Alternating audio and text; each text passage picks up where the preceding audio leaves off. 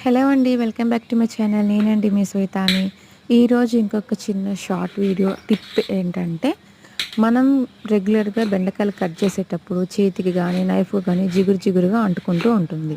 ఇలా జిగురుగా అంటుకోకుండా నీట్‌గా, పర్ఫెక్ట్‌గా ఎలా కట్ చేసుకోవాలంటే ఒక చిన్న టిప్ చెప్తాను. మీకు నచ్చితే ఫాలో అవ్వండి.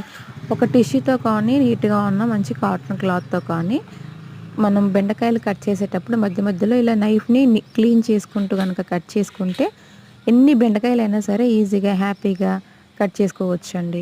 బెండకాయలు మనం కట్ చేసేటప్పుడు చేతికి జిగురు అంటుకోకుండా, అలాగే నైఫ్‌కి జిగురు అంటుకోకుండా ఉండాలంటే ఈ చిన్న టిప్‌ని ఫాలో అవ్వండి. ఖచ్చితంగా మీకు నచ్చుతుంది. మీరు ట్రై చేయండి. టిష్యూతో కానీ, క్లాత్‌తో కానీ నైఫ్‌ని క్లీన్ చేసుకుంటూ బెండకాయలని కట్ చేసుకుంటే ఆ జిగురునెస్ అనేది మన చేతికి అస్సలు అంటుకోదు. నైఫ్‌కి కూడా అంటుకోదు.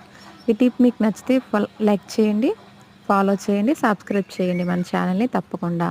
Please encourage our channel. Thank you for watching. Thank you so much.